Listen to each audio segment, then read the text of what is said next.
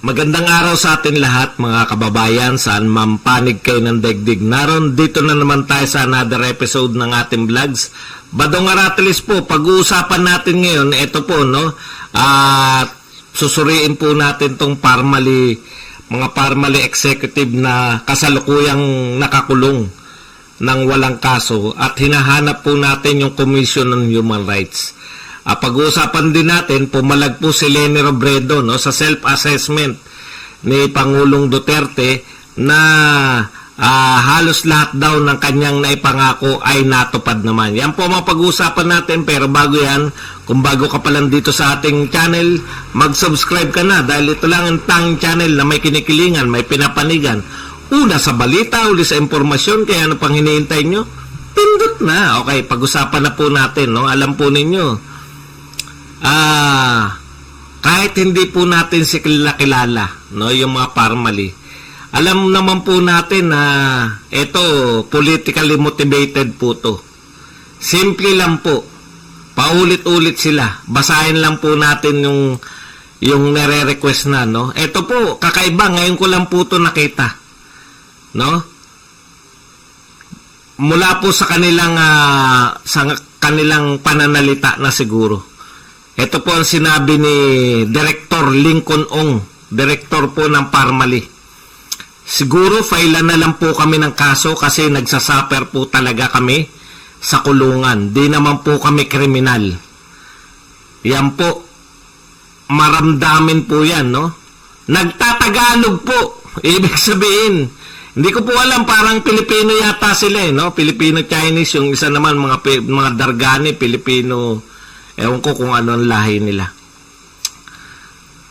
Ulitin lang po natin, no? Siguro, failan na lang po kami ng kaso kasi nagsasaper po talaga kami sa kulungan. Di naman po kami kriminal. Okay.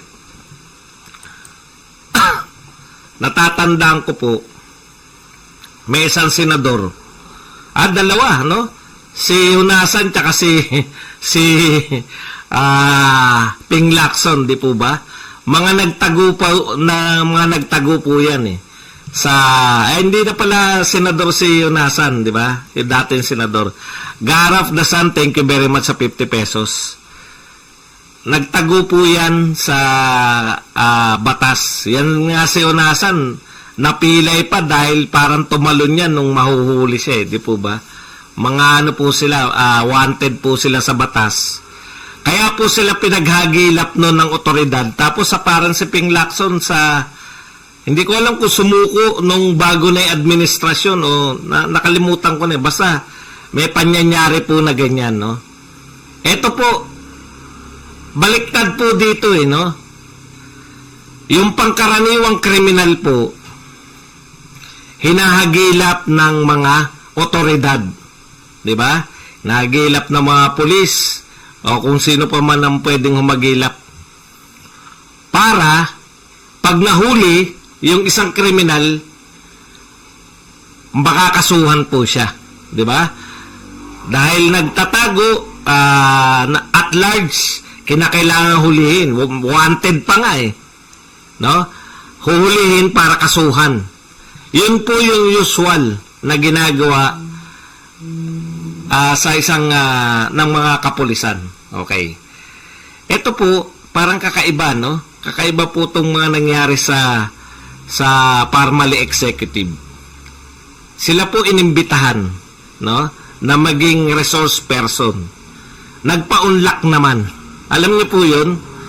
Hindi po sila nagtago, hindi po sila tumakas. Sila po ay nagpa-unlock. Tapos, nakita po natin sa actual kung paano po sila itrato dito po sa ginagawang hearing. Okay. Kaya nga patakas na yung mga Dargani, di ba? Naging issue pa dahil hinuli sila. Yung pagkahuli at tumatakas ka, meron ka ng intent, may criminal intent ka, kaya katatakas no? Sa tingin ko nga po, parang, teka muna, parang mas maganda pa nga siguro kung ganyan rin lang ang dadanasin mo, no? Si Ong hindi po tumakas Dahil maagang napakulong Okay. Kaya pala yung intensyon, nakita kasi nila na, no? Na ipakukulong lang sila. Mas maganda po, bakit po mas maganda? Bakit po nananawagan na si Ong? Nakasuhan na lang sila. Hindi po ba mas masama yung may kaso? Kasi po pag may kaso ka, meron ka na pong karapatan sa batas, no? Pag nakasuhan ka, kung hindi po heinous crime yung kaso mo, mayroon kang karapatan na mag-bail. Yan, no? Pwede ka pong mag-bail o yung magpiyansa, pansamantalang makalaya. Tapos aaten ka na lang sa mga hearing na mga kaso mo. Hindi po natin alam kung ano ikakaso sa kanila. Kaya lang, ang hinahanap po natin dito, paulit-ulit tayo nagtatanong, yung pong mga sinasabi nating aktivista, hinuhuli po ng mga pulis na minsan na uhulihan sila ng mga armas at mga subversibong papeles, no? Kinakasuhan sila ng militar, pinapalagan ng mga human rights, Commission on Human Rights. At saka iba't ibang grupo ng human rights, no? Maraming grupo ng human rights. Okay. Bakit wala tayong naririnig ni isang human rights group? Hindi ba human tong sila Dargani? Hindi ba sila human? Sila Ong? Kaya ang ibig sabihin, yung human rights, yung Commission on Human Rights natin, pati yung mga iba't ibang grupo, tama yung ibinibintang sa kanila na nila General Parlade at ng iba pa na sila ay kinakasangkapan lang. Kumbaga, nag-aabogado sila sa mga kaalyado ng mga rebelde. Pero, kung may mga human rights, katulad po nito, kitang-kita po natin, walang kaso nakakulong. Bakit ni isang taga-human rights wala man lang sumisigaw na asan ang human rights nito nila Ong, asan ang human rights nito nila na mga Dargani, no? Hindi po natin sila kilala. Huwag po sabihin na bakit mo pinagtatanggol yung Badong. Ayun na nga hindi nga ako dapat na nagtatanggol diba? Dapat nga yung Commission on Human Rights at saka yung iba pang mga human rights groups,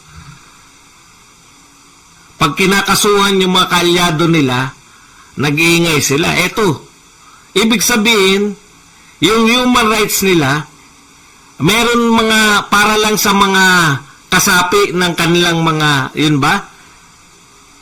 Dapat sabihin nyo. Di ba? Human rights for leftists only. Human rights for this group only. Pati yung Commission on Human Rights, nasaan? Hindi po ba? Pag yung mga katulad po niyan, war on drugs, nariyan po kayo, no? Pag may mga sa tingin ninyo ay nawawala ng karapatan. Wala pa po ako narinig maliban sa yung mga si Kian. Wala pa po akong iba narinig na napas lang doon na ano. Ang lagi nila sinasabi, small time na pusher, nakatsinelas na pusher, yun po. Pero pusher. Maliban kay Kian Kaya nagtakantaka po ako, nasan po kayo? Nasan po yung mga tagapagtanggol po nitong mga human rights nito? Imagine niyo walang kaso. Akala naman ng mga senador na to, lalo na si Ontiveros, akala mo natutuwa sa iyo yung mamamayang Pilipino, no? Kasi sinasabi nyo, in-check kasi si Ong, hindi naman Pilipino sila Dargan, mga Tagalog magsalita Hindi ko alam kung anong nationality nila. Pero malamang hindi sila, malamang Pilipino yung mga yan. Hindi ko nga kilala. Pero pinagtataka ko nga yun Ngayon lang po ako nakakita ng mga tao na nananawagan na kasuhan nyo na lang po kami. Ibig sabihin, mas gusto pa ng tao na to na kasuhan siya, mas makakakita pa siya ng katarungan pag may kaso siya, kaysa sa wala siyang kaso. Kasi po ngayon wala siyang kaso. Bakit siya mananawagan, nakakasuhan siya? Samantalang yun, malalagay na yun sa ano mo. 'Di ba sa record, may record ka na kinasuhan ka. Mas gusto pa ni Ong, nakasuhan na lang. At may hinala ko kung bakit niya mas gusto. Ayun na nga, heinous crime lang yung, hindi naman heinous crime. Wala nga tayong alam kung ano yung ano ba talaga yung paglabag nila. Taxes? May nakita tayong mga mayayaman sila. Di ba nung dumating lang si Pangulong Duterte, tsaka lang nagbayad ng bilyon si Lucio Tan? Pwede pong bayaran yun sa BIR. Mas gusto ng BIR na magbayad ng tax kung yan lang ang problema. Pepenaltihan ka. Kailan lang yung pinag-uusapan natin? 2020, 2021. Kailan lang ba yung pandemya? Kung yung 10 taon na hindi mo binayaran tax, pwede ka pa magbayad eh. Hindi naman yata tatakbo hindi tatakbo ng tumatakbong congressman o mayor. Kasuhan na lang kung may ikakaso. Pero kung ang kagustuhan lang, ang tanging kagustuhan lang nito ay pilitin tong mga, paano nyo mapipilit? Yun nga yung pampipilit nyo kung magmamatigas ka. Di ba ganun po yun yung normal? Sige, kung magmamatigas kayo, kakasuhan namin kayo. Hindi po eh. Hindi po sila nagmamatigas. Wala po akong nakita dyan sa mga yan. Alam nyo po, meron akong nakita na testigo o resource person na talagang binabalasubas yung Senado. Si Paildon, di ba? Direkta sinabi niyan, refuse siya na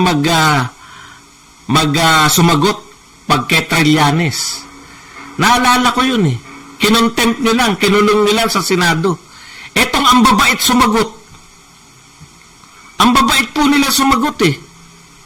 Wala pong bastos na sumagot dito sa mga to. Yan po pala yung at least sa hukuman, alam ng mga hukom na mayroong karapatan yung mga tao na magpiyansa, magkaroon ng abogado, humarap sa court. Hindi ba, si Paildon, grabe kung sumagot sa kanila. Yung kinontempt nila, pero saan lang nakulong yun? Sa Senado lang. Ito, pinakulong na nila sa City Jail. Grabe. Hindi ko po minamaliit yung mga City Jail, pero ano yung kaso para makulong ka ron? Okay. At asan yung Human Rights Commission on Human Rights? Asan yung sangkatutak na grupo ng mga human rights na nagtatanggol sa mga nababiolate yung mga human rights? Asan sila Maria Ressa? Asan yung mga nagtatanggol ng mga ganyan? Diba? Asan yung ating ano ba si Maria Ressa? Nobel Peace Prize. Asan sila? Bakit niya wala silang sinasabi tungkol dito? Isa lang pala pinagtatanggol ni Maria Ressa, yung sarili niya lang. At saka yung imagination niya na mayroon tayong rito, war zone sa Pilipinas. Propaganda lang pala lahat. Okay. Tignan po natin. Speaking of Maria Ressa, convicted po yun eh. Convicted na may yung kaso niya with conviction, di ba? Inapila lang nila. Ewan ko kung winidraw na ng Maraming kaso na cyber libel yan. Ngayon, nadagdagan pa kay Kusi. Pero, muna. Yun, convicted po yun si Maria Ressa. Pinayagan ng korte na i-receive niya yung kanyang Nobel Peace Prize. May kaso po yun na nahatulan na. Inapila lang ni Maria Ressa. Ito pong mga to, walang kaso, bakit nakakulong? Si Maria Ressa, convicted na, bakit pupunta sa Oslo para tumanggap ng kanyang award? Dapat isa lang yung pinaiiral na batas. 'Di ba? Isa lang yung batas natin. Hindi po natin kilala yung mga yan eh. Nung una parang, yan, may kasalanan kayo. Hindi pala kayo nagbabayad ng buwis. Eh di sampahan nyo na po ng kaso na hindi pagbabayad ng buwis. Eh yung BIR po, ang gusto po ng BIR, hindi ka nagbayad ng buwis, 2 taon, mag-penalty ka sa magbabayad. Tapos na, quits na. Biruin nyo kung yun lang po ang kaso nila, kung hindi nagbabayad ng buwis. Pwede po silang hindi makulong. Kung dadaanin po sa, hindi po eh. Ang purpose po nila, idiin. Kumanta tong mga to, may idiin silang taga-gobyerno. Yun po yung problema. Kasi nga, pumasok kayo kita nyo yung si Michael Yang. Nag-Supreme Court kagad. Silaw, nagtago na. Okay.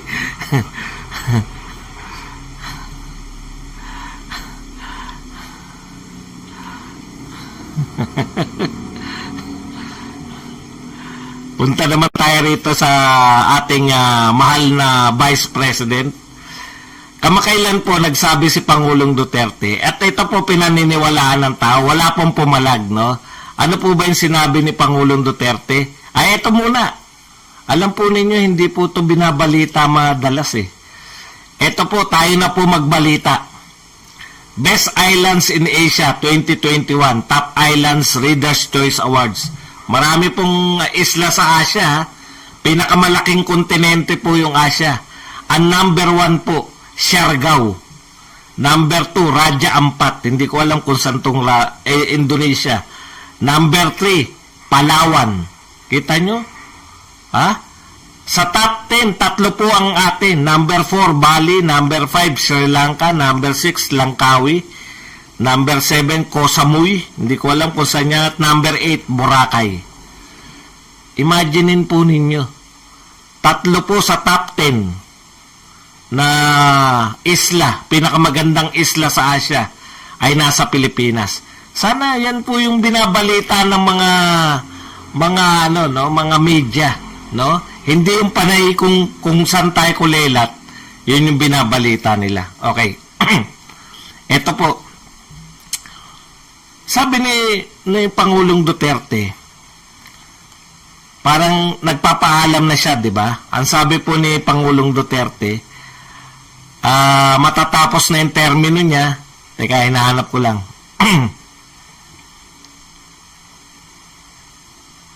Yung sinabi po ni Pangulong Duterte tungkol sa kanyang termino. Para mas definite po.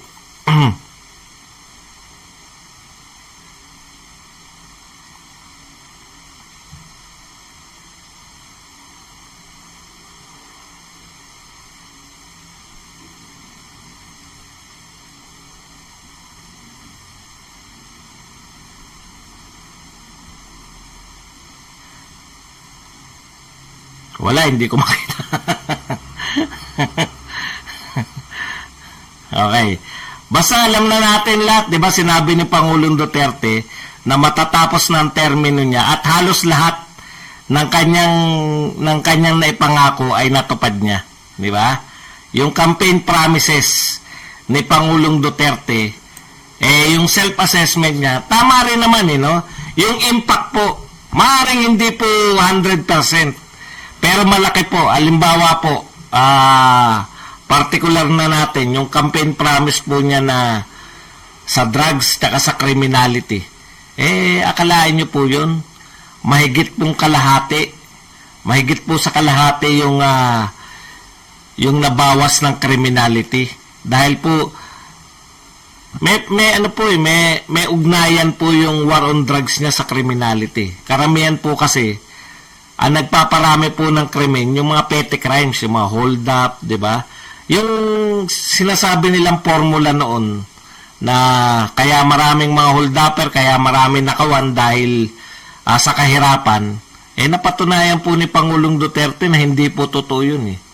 Kaya po maraming hold upan, maraming nakawan, maraming kung dahil po sa droga.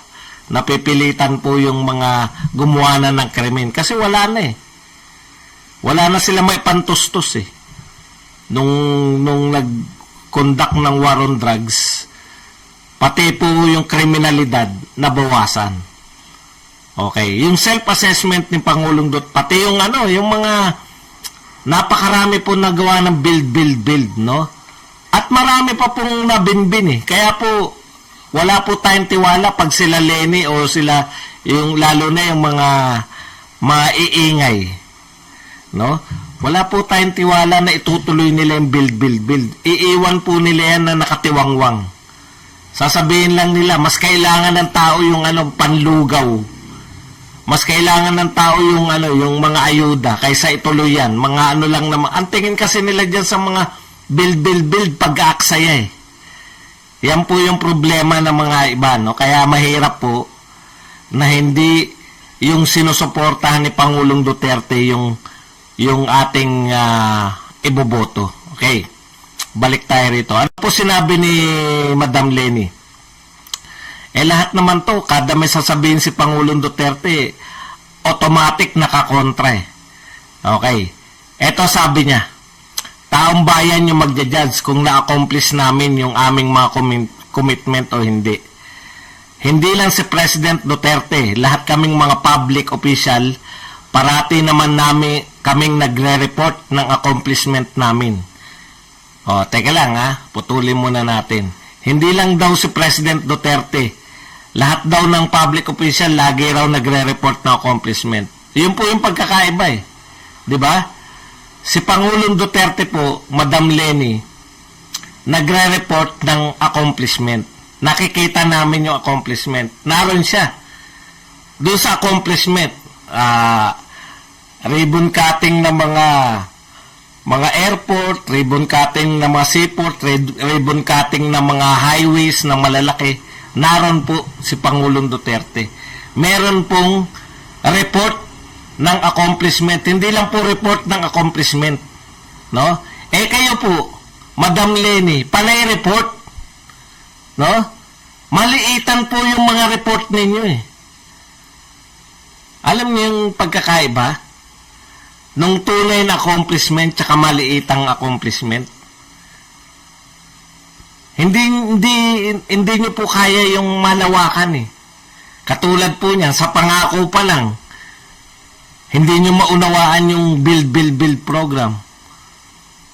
Dahil pang maliitan si Madam Lenny, ang lalaki po ng build program ni Pangulong Duterte. Bili mo, pinagdudugtong niya yung mga isla. Tapos magiging tourist attraction balang araw yung mga tulay na pinatatayo ni Pangulong Duterte. Pambalang araw pa yung epekto niyan eh. May mga immediate din naman katulad ng Skyway. Naku, napakaganda sa pag umakyat ka ron, wala ng traffic. Hindi po kaya ni Madam Lenny isipin yun. Ang sa kanya, magbe-build siya pero yung anuhan ng bisikleta. Daanan ng bisikleta ang i-build niya. Pasok akong yan, nakasara ba?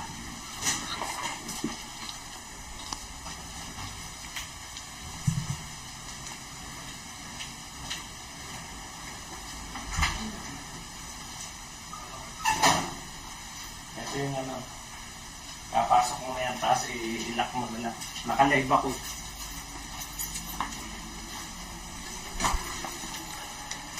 Biruin mo, ikukumpara niyo yung gustong ipagawa sa build. Ano yan? Paperman?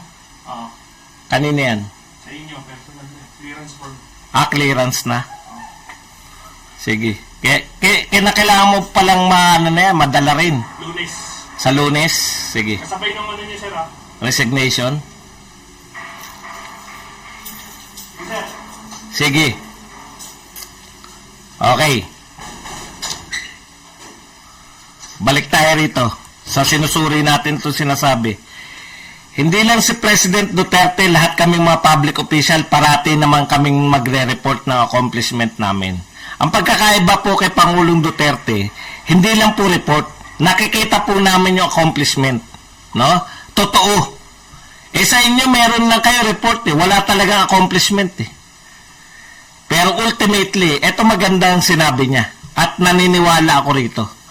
Pero ultimately, kasi, taong bayan yung magja-judge kung na-accomplish namin yung aming mga commitment o hindi. O, kasi, alam nyo, sa totoo lang, na-judge na eh. Kitang-kita kasi accomplishment ni Pangulong Duterte. Sa'yo, taong bayan pa magja-judge. Pero kay Pangulong Duterte, nakikita, sabi ko nga, ang mga accomplishment ni Pangulong Duterte, nakikita, nararamdaman. Manila Bay nga, naaamoy pa eh. Dating amoy tayo yun eh, ngayon hindi na eh. Talagang ramdam mo yung accomplishment ni Pangulong Duterte. Sa'yo, taong bayan talaga magpapasya sa'yo kasi wala naman talaga eh. Mga maliitan ka eh, palugaw, pa-spaghetting anemic na spaghetti, no? Okay.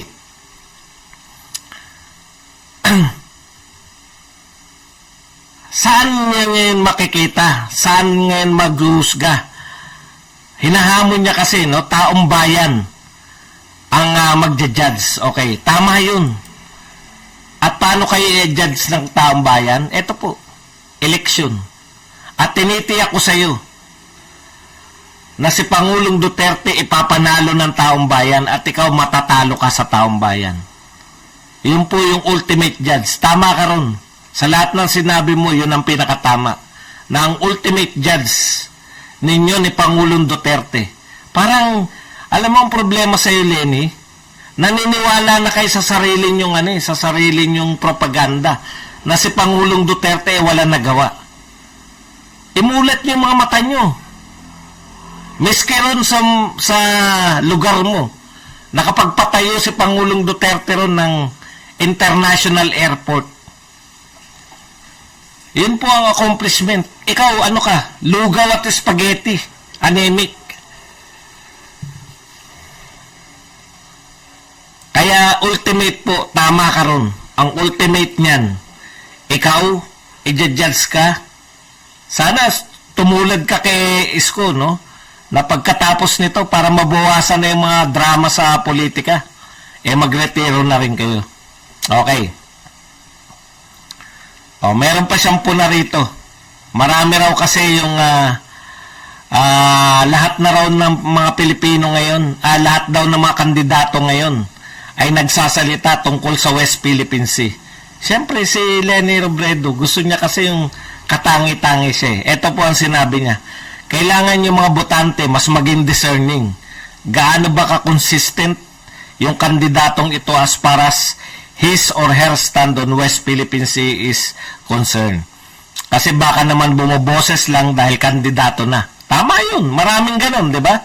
Pero yung sa akin naman, pag tinignan mo yung record from day one, I have been very, very consistent about my stand on West Philippine Sea, and we should not expect any less than that sa susunod na presidente. Ano ba stand niya? Dapat inulit mo man lang para maunawaan namin, no? West Philippine Sea, kasi po, nagre-react sila, 82% sinabi ng mga Pinoy na ipagtanggol daw yung West Philippine Sea. Alam niyo naman to si Leni Robredo, no? Nagre-react lang po yan sa mga survey, etc. Kaya nakita niya, naku, gusto pala ng mga Pilipino ipagtanggol yung West Philippine Sea. Alam niyo, si Pangulong Duterte, parang pangit lang po pakinggan yung nakipagkaibigan siya sa China. Pero yun po ang pinakamagandang gagawin ng isang presidente sa West Philippine Sea. Kasi po, kung babalik tayo, ang ganda pong pakinggan no? Pagtatanggol nyo, pagbubuhol-buhulin nyo yung mga barko ng China, gagawin yung dekorasyon, madali pong sabihin yan, no? Si Pangulong Duterte po, napaka-practical na tao. May problema ba tayo sa China? Kaibiganin ko yung China. Tignan nyo. By design po yung build. Kaya po naging matagumpay yung build. Dahil po, ulitin ko na naman to pag lagi kayong taga-subaybay dito, maririnig nyo na madalas to Ulitin ko lang para for the sake na mga ngayon lang nakapakinig. Yung build po, gusto po yan ng lahat ng presidente, pero hindi po nila kaya yan kasi Diskarte po ni Duterte yan. Kaya nakapag-build. Kinaibigan mo yung China, kinaibigan mo yung Russia, kinaibigan mo yung mga bansang hindi dating kinakaibigan ng Pilipinas. European Union. Dati, isa lang kaibigan natin, US lang. Sunod-sunuran lang tayo sa US. No? Ngayon po, kinaibigan natin lahat ng kalaban ng US, pati US. Hindi naman tayong kalaban ng pare-pareho eh. Bakit naman tayo makikipag-away para sa US lagi? Maliit tayong bansa, lagi tayong frontliner eh, ng US sa pakikipag-away niya kung kanino. Inistop po ni Pangulong Duterte yan. Kinaibigan po natin yung mga tradisyonal na kaaway na US. O di nagbunga po na maganda para sa atin, pati po yung build na yan. Siyempre, magpakitang gilas yung China. Ano yung mga... Mali po yung may nag-comment dito na World Bank naman nagpapautang yan. Hindi po.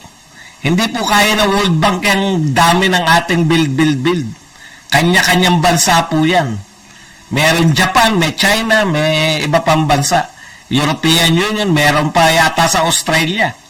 At meron pa mga private. Meron si Pangilinan, meron si Ramon Ang ng SMC. Kaya maganda po eh. Ang naging resulta. At ang sinagot lang ni Pangulong Duterte, yung right of way. Yun po talaga pag may political will at saka takot sa iyo yung mga tao. Hindi yung takot na nanginginig, yung takot na seryoso ka sa ginagawa mo. Yan po lahat ng mga problema ng mga presidente. Kaya hindi po hanggang sa simula lang sila. Walang natatapos. Kasi nga yung mga right of way, hindi nila kayang i-resolve. Eh si Pangulong Duterte, kaya niya. Okay. Kaya po yan, sama-sama po yan. At yan nakikita po ng lahat. No? Yun nga po ang masakit dun eh. Ang ganda po ng mga proyekto ni Pangulong Duterte. Pero hindi po si Pangulong Duterte, yung successor niya, hindi po ang makikinabang. Okay. Balik tayo kay Lenny. Yung sinasabi mo, Lenny, delikado yan, no? Babalik na naman tayo na makikipagmatigasan tayo sa China. Lahat kayo ngayon, anti-China na naman. Akala nyo yung mga Pilipino hindi pa mulat sa mga diskarte nyong ganyan? Wala nang epekto yan. Yung mga mangingisda, nung panahon na tinigisan natin yung China, hindi tayo makapangisda sa tinatawag nating territorial sea ng Pilipinas. Ngayon pong nakipagkaibigan tayo ng China, salitaan nyo lang na hindi pa rin nakakapangisda. Panahon pa ni Pinoy yan. Yung sinasabi ni Lacson na hindi nakakapangisda ng mga Pilipino sa West Philippine Sea. Nung panahon po ni Pinoy yun. Yung matigas tayo sa China. Ngayon po, nakakapangisda tayo. Paano ko po natiyak? Nagpunta ba ako ron? May na-interview pa ako? Wala po. Pero natitiyak ko po kasi yung ABS-CBN, yung Inquirer, yung GMA7, pag may nabalitaan niya na isang mangingisda na hindi pinangisda ng China dun, araw-arawin yan. Wala po tayong naririnig na hindi nangingisda. Meron nga tayo, ABS-CBN. Yung akala lang nila na sinundan sila, pinapakita na naman sa video na parang binugaw lang sila. Ang malaking issue na. Di ba? Pupunta kayo ron. Na parang hindi nyo alam ang kalagayan dun. Buti nga, hindi kayo tinira. Hindi nyo alam yung sitwasyon doon na may mga nagpapatrolya mga Chinese doon. Pumunta sila doon. Tapos, nireport na hinahabol. Wala naman tayong nakitang humahabol. O, di ba nakakagawa nga sila ng kwentong ganun eh. Yun pang mangingisda na hindi makapangisda doon. Ang daling interviewin doon. Sabihin ng mangingisda, hindi kami pinayagan ng mga inchik. Meron po niyan nung panahon ni Pinoy.